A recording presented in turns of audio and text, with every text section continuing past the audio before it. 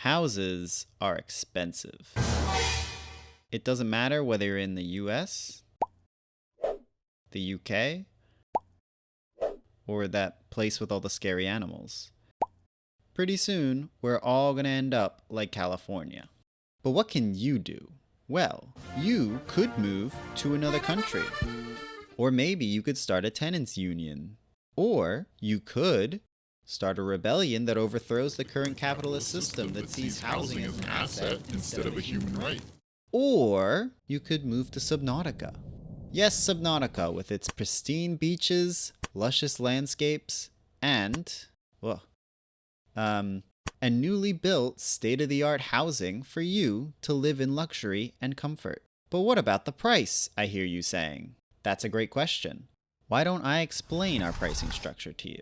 The price of each house is carefully determined depending on the price of the raw materials used to build the estate, the location of the estate, the size of the estate, and the attitude of the surrounding fauna. A specific question might be jumping out at you right now. How do I know the price of the raw materials in Subnautica? Well, let me break it down for you. Raw materials. Every housing structure and piece of furniture is created using a very specific set of materials. And most of those materials actually exist on Earth as well. And if it exists on Earth, then it can be bought. All I needed to know was, how much substance does each piece of raw material from Subnautica contain? That is to say, how much titanium is in a single titanium? Well, let's take a look. When I say we need to find out how much titanium is in a titanium, I mean that we need to find the mass of the titanium so that we can accurately price it. To find the mass, we can use the equation mass equals volume times density. This means we need to find out the volume and the density of each piece of raw material to find our mass. Where volume is how much space an object takes up within the world, measured in cubic centimeters. And density is how closely packed a substance is within a given area, measured in grams per cubic centimeter. First, let's find the volume. And let's start with titanium. To find its volume, we first need to know the size of a piece of titanium. By taking the titanium out of our inventory and putting it on the ground, we can get a better idea of its size within the world of Subnautica. However, we have one little problem. We don't have a familiar object to compare it to, so we can't accurately determine the size of a piece of titanium, except... That's right, our hand. Assuming that our main character's hand is approximately the same size as the average human hand, our hand should measure about 16 to 18 centimeters. And with this hand size, we can approximate the size of titanium to be about 28 by 24 by 14 centimeters. Now that we know the size of titanium, we can begin comparing it to all the other pieces of raw materials, and approximate their sizes as well. Now we can begin to calculate their volume by multiplying their three measurements. Stop! Now I know what you're gonna say. No, Larry, that's the equation for a rectangular prism. You can't use that for the materials that clearly aren't rectangular. Okay, 1. Look at these materials. None of them are consistent shape. Using a rectangular prism equation as a base is easier, and so we used it for all objects except for those that were clearly a different shape, like the bottle of lubricant, the stalker tooth, or the fiber mesh. 2. The collectors of the raw materials need to be compensated. So think of the price you're paying for this margin of error as their compensation. 3. We are a business. We are going to find the approximate area in the way that's most profitable for us. If you want a more accurate calculation, go find a government-run organization or an MPO. I'm sure Subnautica's got plenty of those. Now where were we? Oh, that's right. And so following the equation for the volume of a rectangular prism, we multiply the length times width times height of the material, and we'll get the approximate volume for most of our materials. However, as previously mentioned, the bottle of lubricant, the stalker tooth, and the fiber mesh are a specific enough shape to be measured differently. The bottle of lubricant is a normal bottle with a liquid inside, and so it's not the volume of the bottle we need to know, but the liquid within it. Therefore, after a quick measuring of the bottle and comparing it to the bottles we have on Earth, it's likely that it contains about 500 milliliters of lubricant. And because milliliters of liquid is the same as volume in cubic centimeters, we know that the volume of the lubricant itself is 500 cubic centimeters. Now looking at the stalker tooth, the shape seems similar to a cone. Therefore, we'll use the equation for the volume of a cone, which is written here on the screen, where r is the radius of the bottom circle of the cone, and h is the height of the cone. And after measuring the tooth, I found that the height is about 36 centimeters, while the radius is about 3 centimeters. So, inserting these values and doing a bit of math, we can see that the volume of the stalker tooth is 1018 cubic centimeters. Okay, finally, we have the fiber mesh. This one was a little bit more involved. Fiber mesh is effectively a cylinder shape, so I initially wanted to use the equation for a cylinder to find its volume. However, the more I thought about it, I realized that it's not really a cylinder, but a rolled up rectangle. And that means if we can find the measurements for the roll when it's unrolled, then I could just use the equation for a rectangular prism to find the volume for the whole fiber mesh. And luckily there is actually an equation to find the length of a rolled up thing without unrolling it. This here is the equation shown on the screen, where big D is the diameter of the roll, little d is the diameter of the small hole inside the roll, and T is the thickness of the material rolled up. After inserting the measurements, we can see that the length of the roll comes out to 21.2 centimeters. Now that we have the length, we can plug that in as a value for the unrolled fiber mesh. The height and width can be obtained by measuring the height of the rolled up fiber mesh and the width or thickness of the material rolled up. Then we use the equation for a rectangular prism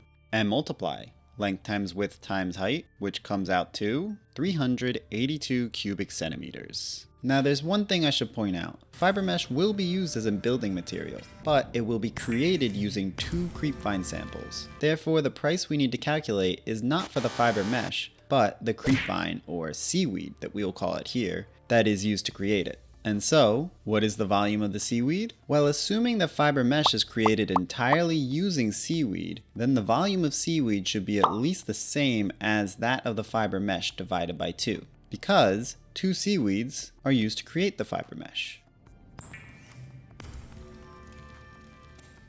And so, finally, we have finished our volume table. Now, once we have the volume, we just need to know the density of each object. Do you know how easy it is to find the density of an object? Look, bring up any search engine, type in density, titanium, boom, there it is, the density of titanium. Next, density, lithium, bam, density, gold, bang. Easy. If you search, you can find the density of almost any object online. This website here has a list of all the skeletal densities of various coral species throughout the world. There's 17 pages of it.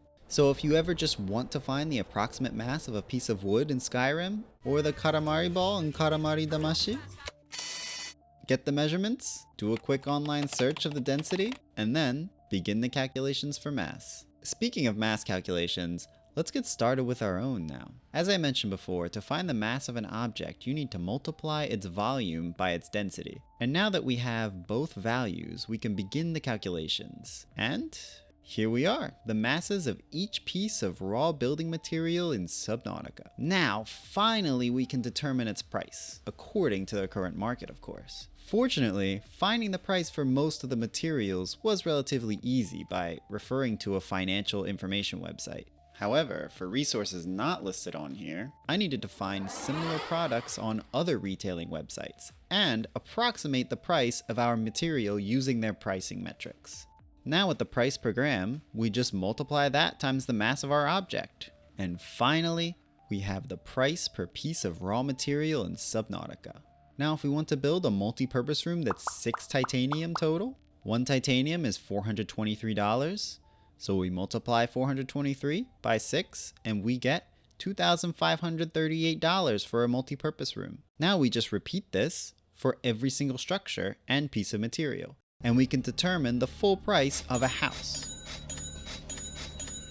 Hang on a second, there is a couple things to note. All prices are based on the most basic form of raw material. That means something like fiber mesh, which is used in some furnitures, will be based off of the price of the seaweed that was used to make it rather than the fiber mesh itself. The same will also apply to the aerogel material. However, the aerogel recipe requires a ruby and a gel sac, and unfortunately, the gel sac does not exist in our Earth market. Now, in a case like this, I would usually try to find a similar alternative. This was the case for the table coral and stalker tooth, where I substituted a generic red coral type and ivory respectively. However, due to the non-existence of a gel sac-like material on Earth, I have decided to throw in the gel sac for free and make the price of an aerogel entirely dependent on the ruby used in its fabrication. Finally, all prices were taken on the date November 14th, 2024, and though the market price of materials has fluctuated since then, all prices for the houses will be tied to the specific price on that date and will not change. Location. Location is just another factor we take into account when considering the price of housing. Each location will give a flat percentage increase or decrease in price to a property within it. This percentage depends on the existing flora within the region's rarity within the world, and how accessible the region is. Here we have created a table that lists the percentage price increases and decreases of each region. Feel free to pause the video to get a better look. Estate size. Every estate will take up a certain amount of area within the world of Subnautica. This area is determined by multiplying the length and width of each building. Height will not be factored into the price. Depending on how much area your estate takes up, the base price of the estate will be increased by a percentage. Once again, we've made a table for your ease of understanding. Surrounding fauna. Finally, some fauna surrounding an estate might make living a bit more difficult. They will, of course, do no damage to the estate itself, but they could become an issue should you choose to venture outside your estate at any time. Therefore, should your estate be located near any of these fauna, the base price of the estate will be decreased by a percentage. Like before, take a look at the table on the screen for more details. Have you finished? Great, I hope we didn't lose too many of you on the way. Now that you are aware of our pricing methods, we have some lovely Subnautica properties to show you. Let's dive in. Our first set of houses is located in the Shallows. The Shallows are a colorful ocean paradise brimming with a wide variety of flora and fauna. Its low depth makes it the closest undersea biome to the sun, allowing for easy and cheap energy generation through solar panels. This makes it one of the most affordable places to live in, while at the same time causes it to be one of the most sought after, increasing demand and therefore price for properties in the area to an extra 30%. The Shallows is also the safest area. The only possible dangers here are crash fish, gasopod excrement, and drowning. Any injury here would be a result of carelessness on the fault of the injured, and we cannot take any responsibility for such cases. Therefore, there will be no price decrease due to unruly fauna. Our first tour will be of the affordable housing type. I hope you're ready. Okay, hello everyone. Here we have our affordable tier housing option for the Shallows. Yay. For those of you that are interested, please join us as we take a look inside. What have we here? Oh. Wow.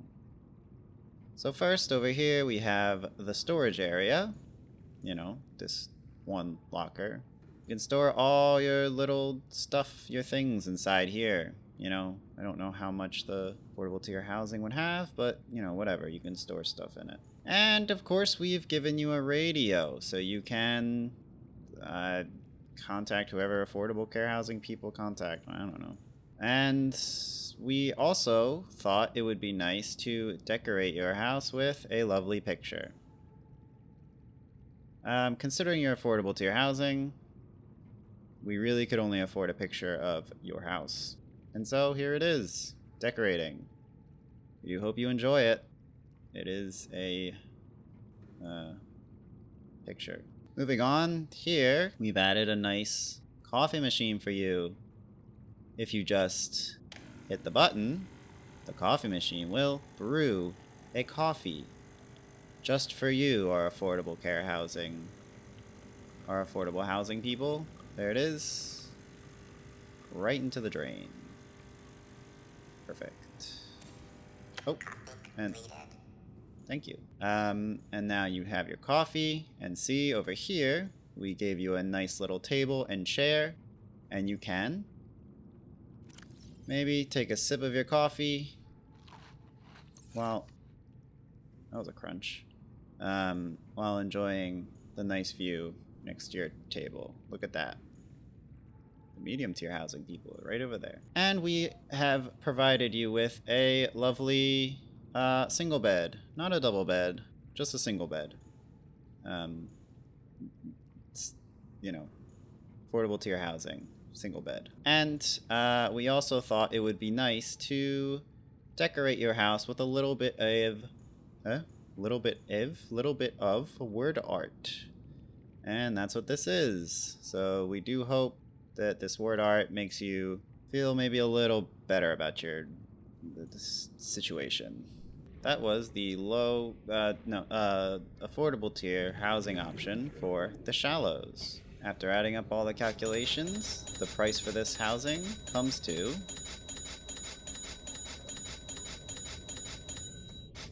$69,000. For those of you who are interested in the affordable tier housing, please, the bidding will start once this video ends. So, yeah, feel free to bid when it finishes. Thanks, I guess. Hello to our medium tier housing buyers. This is the medium tier housing option we provide from the Shallows. Now, you will have the lower tier buyers close by, but I'm sure they won't bother you too much.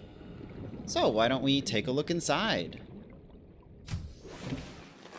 Welcome aboard, Wow. Captain. Now this is the inside of your house. As you can see, it's quite roomy. Here, you have many different options for storage to store all of your things. And of course, a little aquarium with some cute little fishes. Lovely. We also took the liberty of decorating your house with these lovely pictures from rare sites around Subnautica. We do hope you enjoy them. And of course, for you, we added these special little word signs to maybe make you feel just a little bit more at home. And maybe encourage you to try just a little bit harder. After all, the high tier housing is just around the corner. Now, here is the bedroom. We also included, of course, a vending machine for you. In case you feel just a bit famished during the night, you can have a bag of chips. We even included a trash can, already full of trash. So, if for whatever reason there's a thing or an item you do not want, you can throw the item inside the trash can and it will disappear. Additionally, we've added this other trash can over here where you can also throw away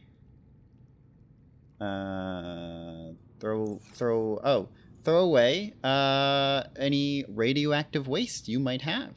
So, if you just happen to be carrying around some uranium or maybe reactor rods, you can dispose of them within this trash can here, which will be a little bit more comfortable than storing them in your pocket. Now, we also gave you, of course, a double bed, and you may notice that through this window there is a floodlight that might leak into the bedroom a little bit. And of course, over here we have the magnificent moon pool. How could someone survive in Subnautica without a moon pool? One would wonder. Here we added a radio, so you can call any family or friends, or maybe even listen to a podcast. I hear the Diary of a CEO is very popular among the medium tier housing. Finally, you can see we've added a fabricator to your moon pool, because who could possibly survive in Subnautica without a fabricator? One wonders. And that concludes the tour of the medium tier housing option in the Shallows. After calculating all the expenses, the price of this housing comes to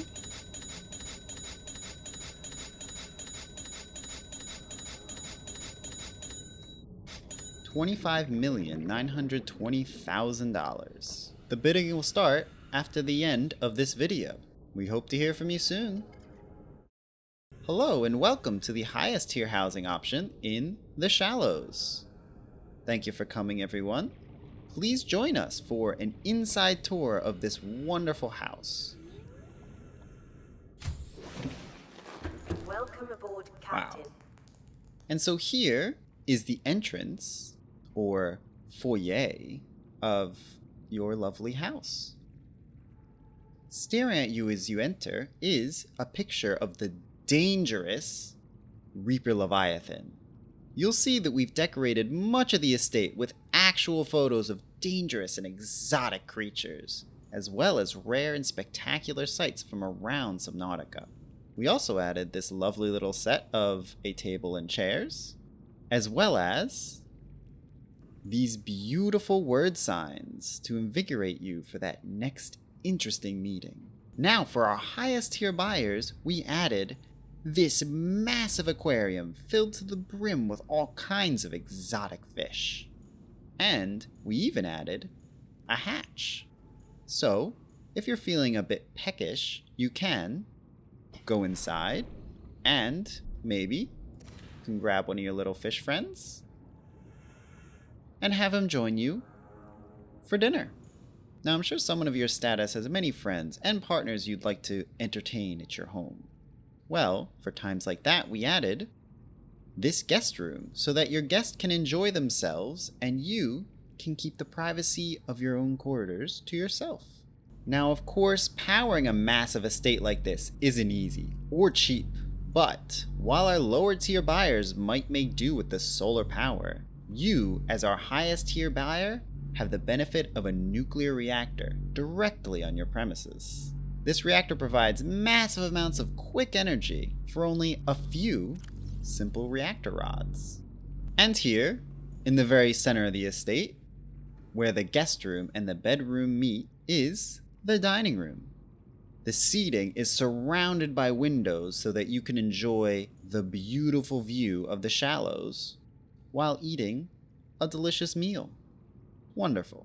And of course, in the world of Subnautica, what would an estate be without a moon pool for your vehicles? Additionally, we've added a battery charger to help charge all your electronics from the comfort of your home.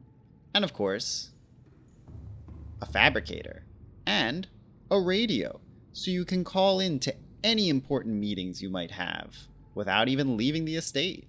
Now, in the back here, we have your bedroom.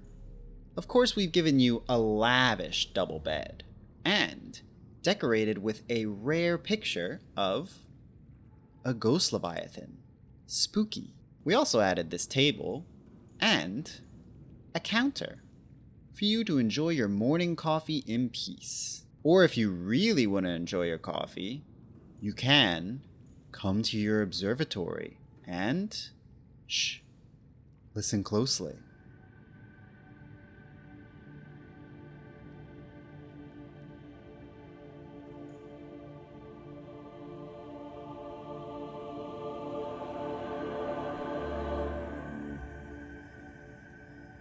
As you might have noticed, we took the liberties of adding a music box to begin playing when you enter your observatory. And as you listen, you can sit down and enjoy a lovely view of the kelp forest and the Shallows at the same time as drinking your coffee. Wonderful. Simply beautiful. And over here is the incredibly powerful scanner room. As you can see, the scanner room is currently searching for all of the limestone chunks in the area. Wow, that is a lot of limestone chunks. So if you're a little bit of an entrepreneur, which I'm sure you are, you can use one of your cameras and find all the limestone chunks around your home. Additionally, some of the limestone chunks might be around the medium or lower tier housing properties. But please do not worry. As long as they don't have a scanner room, they probably wouldn't have found it anyway. Now finally, the last room in your house is above the bedroom. And this is another guest room with a double bed and a stunning view of the Shallows as well as the kelp forest. What guest wouldn't be ecstatic to live in such a place? Now, we labeled this as the guest room because, this is also where the water filtration machine is. And, well, I'm sure you're familiar with the water filtration machines. They can get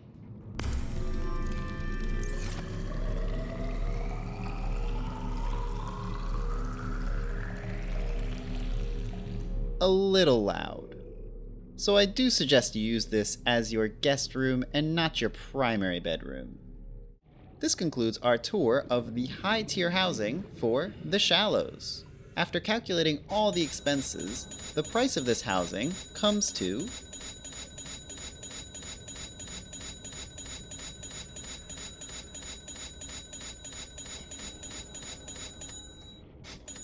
$82,510,000. For those interested, we first ask that you allow us to check your current financial situation so that we know that you can afford this housing.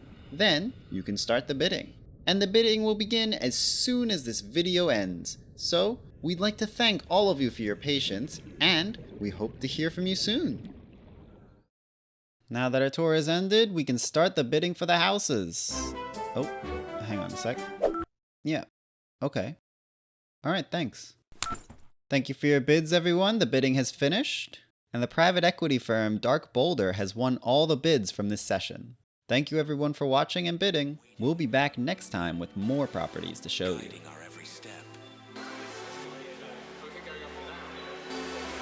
Watching. Waiting. We question the nature of our existence.